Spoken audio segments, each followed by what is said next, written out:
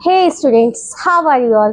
तो आज आपकी केमिस्ट्री वाली मैम लेकर आ गई हैं रिएक्टिविटी सीरीज ऑफ मेटल्स।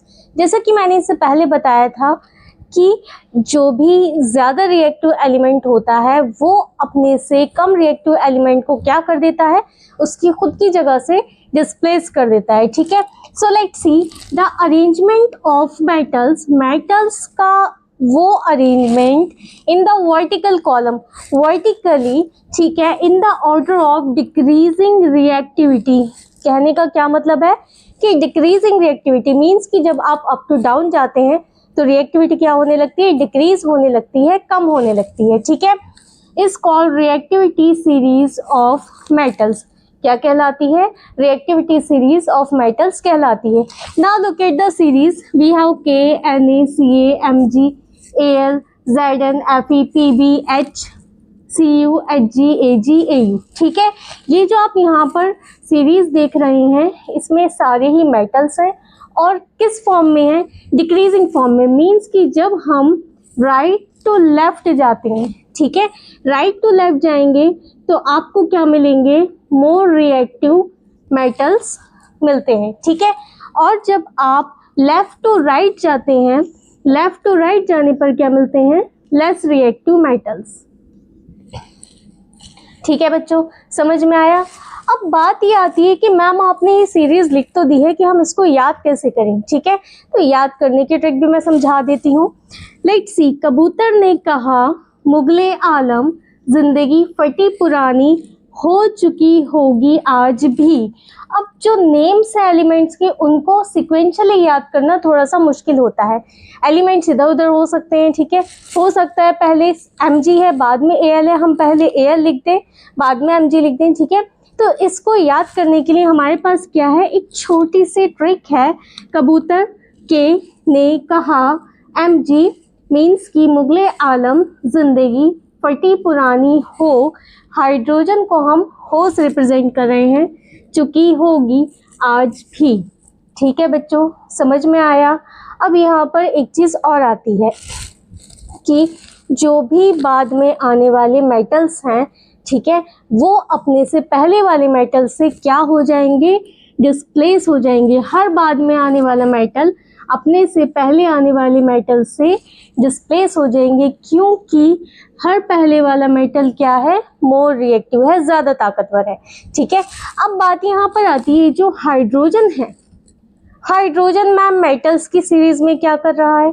ठीक है, हाइड्रोजन मेटल्स की सीरीज में इसलिए है क्योंकि ये मेटल्स की प्रॉपर्टीज को शो करता है।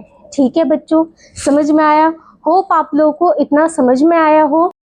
So students, reactivity series of metals तो हमें समझ में आ गई है कि हर पहले वाला मेटल अपने से नीचे वाले मेटल को क्या कर देता है? डिस्प्लेस कर देता है। मीन्स कि more reactive metal less reactive metal को डिस्प्लेस कर देता है। ठीक है, अब इस पर कुछ क्वेश्चंस आते हैं, जैसे कि name two metals which are less reactive than hydrogen. ठीक है, ऊपर यहाँ पर रिएक्टिविटी सीरीज लिखी हुई है। हाइड्रोजन देख लीजिए क्या कह रहा है। दो मेटल्स आपको ऐसे लिखने हैं जो कि लेस रिएक्टिव हैं हाइड्रोजन से कम रिएक्टिव हैं। अब यहाँ पर 4 मेटल्स हैं, आप कोई से भी 2 मेटल्स उठाकर यहाँ पे मेंशन कर सकते हो। मैंने यहाँ लिख दिया Hg एंड Ag। ठीक है बच्चों, समझ में आया? Next 2 metals more reactive than hydrogen. 2 metals ऐसे मेंशन करने हैं जो कि हाइड्रोजन से ज़्यादा रिएक्टिव हैं।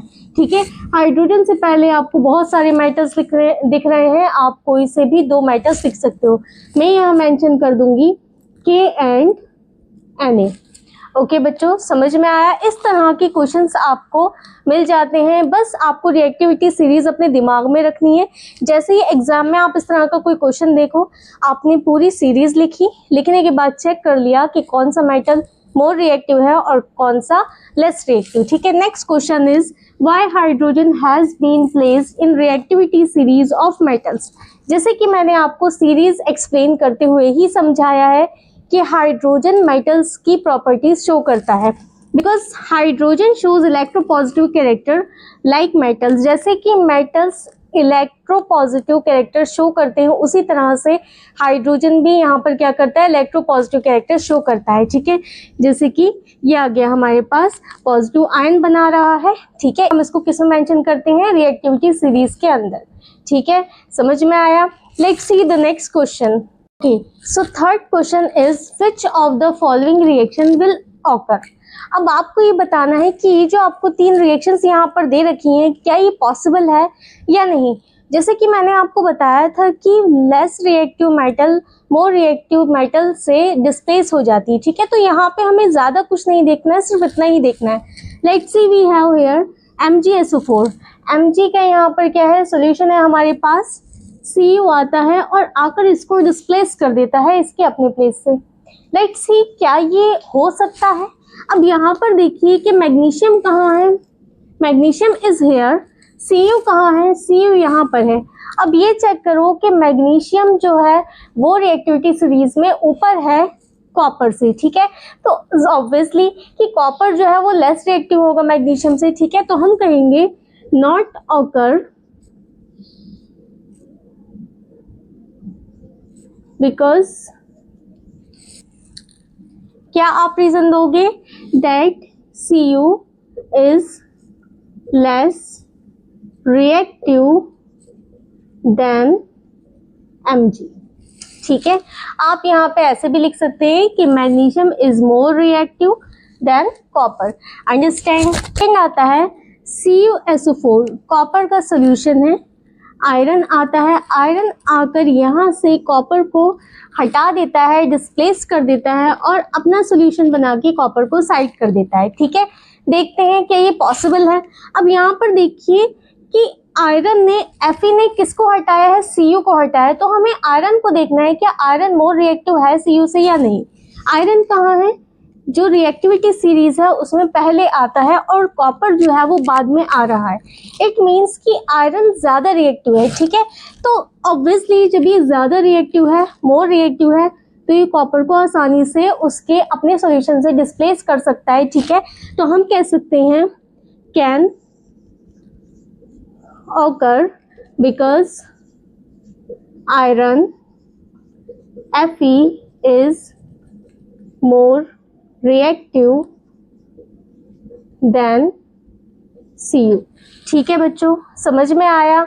यहाँ पर आपको सिर्फ और सिर्फ ये चेक करना है कि जो भी मेटल जिस दूसरे मेटल को डिस्प्लेस कर रही है, क्या वो मेटल रिएक्टिविटी सीरीज में पहले है या बाद में है, मीन्स कि मोर रिएक्टिव है या लेस रिएक्टिव। थर्ड आता है MgSO4 का सोल्यूशन है, Fe आता है, आने के बाद Mg को यहाँ से हटा देता है, धक्का देता है और कहता है मैं अपना सॉल्यूशन बनाऊंगा, तुम यहाँ से हट जाओ।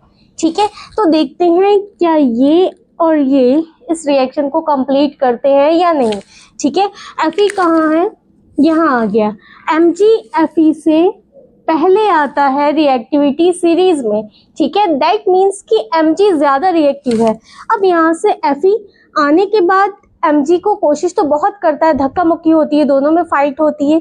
ठीक है, लेकिन जब हमने देखा कि मैग्नीशियम ज़्यादा रिएक्टिव है, ज़्यादा पावरफुल है, तो वो अपनी जगह से नहीं हट सकता। So we can say that not occur because Fe is less reactive than Mg।